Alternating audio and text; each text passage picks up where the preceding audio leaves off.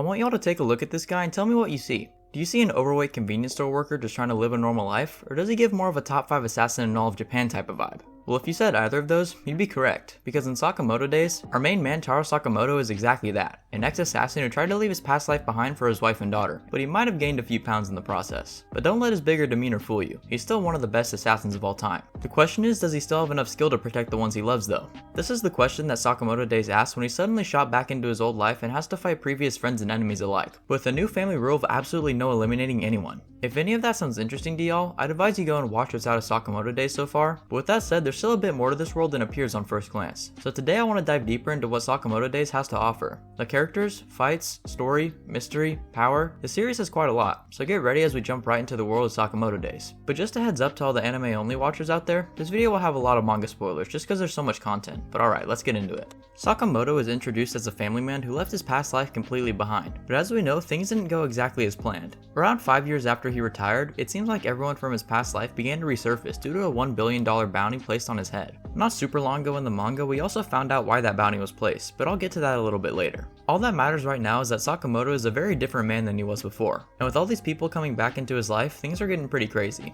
The first assassin that came for Sakamoto's head was a character that we know all too well now, Shin Asakura. Shin was an assassin that due to lab experiments, he also had the ability to read minds. However, after his plan to take out Sakamoto had failed, Shin was taken in by Sakamoto and became a part of the family, leaving behind his past assassin life and adopting the no elimination rule, just like Sakamoto. There's also two more members that joined the Sakamoto family, Lu and Hisuke. Lu was a martial artist who was in the mafia family, but was never really an assassin like the rest. Hisuke on the other hand was another assassin, and while horrible at almost everything else, Hisuke is one of the best snipers in all of Japan. Together these characters make up the main cast and are really our only real sense of normalcy in the series, as when these guys are off screen, Sakamoto Days becomes a whole lot gruesomer. Now despite the series being named Sakamoto Days, so much of the series is actually quite disconnected from Sakamoto himself. Like a lot of stuff ends up tying back to him, but there's actually a lot of conflicts from opposing sides that don't really involve him at all. But even if it's not Sakamoto, one thing that's always present is the JAA. The JAA is the Japanese Association of Assassins and the most prominent organization in the series. They're also officially licensed and funded by the government, so the JAA has multiple large bases scattered throughout Japan, as well as their own massive island that's home to the School for Assassins.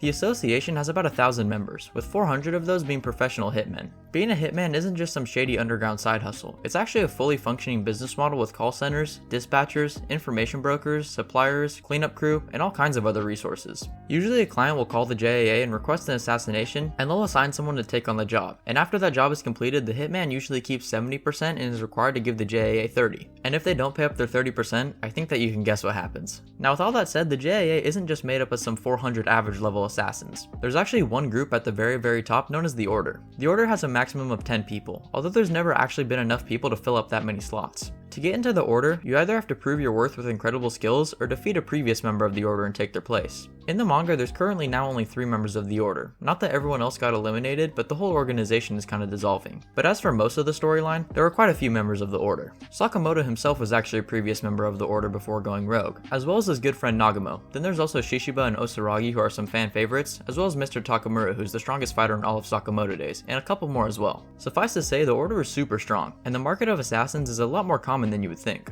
Since we're always hearing about the JAA though, they must have some serious connection to Sakamoto. And yes, I know Sakamoto was a previous member of the Order and one of the most prominent hitmen of all time, but if he was coasting for so long with his family, there wouldn't have been some random bounty put on his head to drag him back into his past life for no reason. Turns out this bounty wasn't actually random after all, and it had to do with these 3 right here. In his early days of being a hitman, Sakamoto had 2 close friends, Rion Izuki and Yoichi Nagumo. These 3 were some of the best assassins of all time, each with a few different strengths. Rion had incredible precision and movement thanks to an ability that pretty much let her see the optimal route to eliminate a target. Nagumo was a weapons master and a great all-arounder as well, and Sakamoto was the most creative and skilled assassin without traditional weapons. Yes, he was a great marksman and had amazing blade skills too, but Sakamoto's strength was the ability to turn pretty much anything into a weapon and manipulate his environment like no other. Honestly, when I first watched Sakamoto Days, I thought the whole using random items as weapons was kind of a gimmick there just because he quit his assassin life, but apparently he'd actually always been that way. Unlike so many other assassins who specialized on one weapon, Sakamoto never actually did that, and instead just used whatever was around. Rion even stated that if they were to fight naked in an empty room with knives only, she would win, but under regular conditions in a regular room, Sakamoto could win 100 times in a row. But back to why that bounty was placed on his head, it has to do specifically with Rion, and her involvement with the main villain of the series, Izuki. Izuki was another member of the JAA, and was sent on a mission with this group of 3 to escort a family, but Izuki was actually being manipulated by his brother to do his dirty work the whole time. Long story short, he was caught and tried to flee, but Rion chased after him and realized that he was actually being manipulated, and so the two ended up teaming up to try and stop his brother. Eventually his brother framed the two against each other, leading Izuki to accidentally eliminate Rion. Now while Rion is technically fully gone, there's a couple really strange parts about Izuki that technically kept Rion alive, and it's why Sakamoto is dragged back into his past life. Like I mentioned, Izuki is the main antagonist of the series, and it's all due to the JAA. His brother was actually the chairman of the JAA, and when I say he threatened him, I mean he said he would blow up Alkamar Orphanage, the youth home which all of his friends stayed at. This wasn't just any youth home though, it was a project meant to deliberately train assassin machines from an early age. But after Rion was eliminated, Izuki decided to storm the orphanage, taking out anyone who got in his way without question, and freeing his allies. From this point on, Izuki became X, also known as Slur, and now with his allies freed, they became one of the strongest factions in all of Japan, even rivaling the JAA.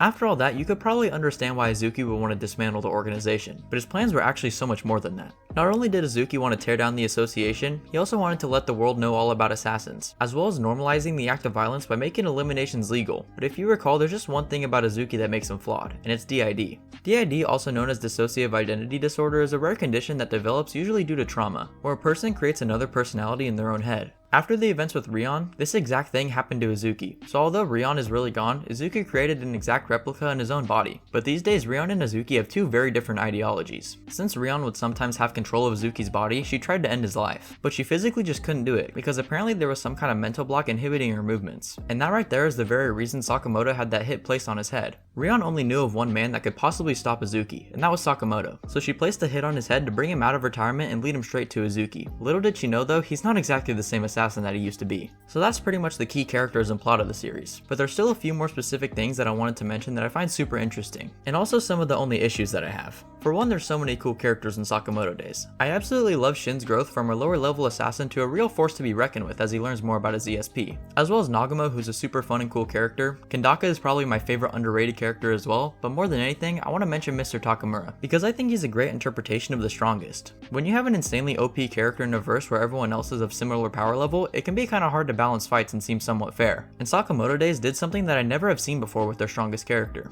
Mr. Takamura is a shorter old man that carries a katana. While he might not seem very intimidating, he's by far the strongest assassin in all of Sakamoto Days. Kendaka claims to be the fastest assassin, and that may be true, but the speed and power of Takamura's cuts are like no other. A single swing of his blade is enough to cut through tens of feet of concrete, entire floors of buildings, cars, literally nothing can survive an attack from him. All except for Sakamoto, that is. But the only way he could do this was by purposefully attacking his blade to wear it down, so that way when he got hit it was dull. But Takamura instantly sharpened it right after by deflecting a bullet. With a character this strong though, it seems like there's no real way for anyone to beat him, but Izuki did. Just like with Rion, if he experiences significant enough trauma, he can create a new identity to shield himself from it. And in a moment of panic due to Takamura unleashing his powers on his allies, Izuki did exactly that. Since no one was strong enough to defeat Mr. Takamura, the only way to take him out was to become Mr. Takamura himself. Honestly, I love this twist and I thought it was an awesome way to deal with the strongest problem. But now since Izuki has Mr. Takamura's personality too, that's a whole other can of worms that will have to be unpacked later in the manga. As for my main issues with the series, they're pretty minor, but I'm making a damn video about it, so I figured I might as well include them.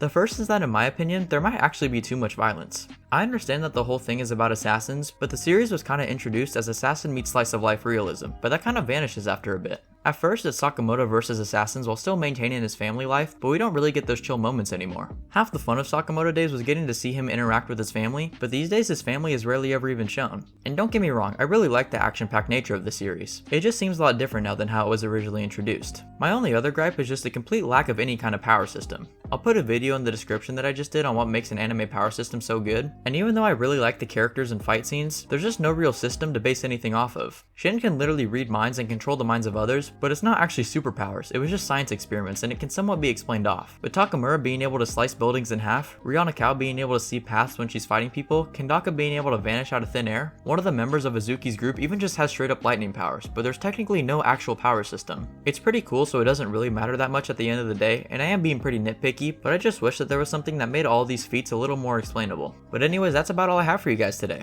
Honestly, the world of Sakamoto Days is super interesting, but there's just not as much content for me to talk about compared to something like the world of Gachiakuta, which I have another world video on if you guys want to check that one out too. This series focuses way more on the characters themselves, but if I actually try to do every important character, this video would be way too long. Also, if you guys have any ideas on what I can do to make my next videos better, let me know in the comments. I'm still learning and trying to improve every video, so if there's anything that you guys think works well or doesn't work well, I'll take all the feedback that I can get. Anyways, I hope y'all enjoyed the video and hopefully understand a little bit more about the series now. And if y'all want to drop a like and subscribe, I'd super appreciate that. But with that said, I hope y'all have a great rest of your day, and I'll catch you in the next one. Peace!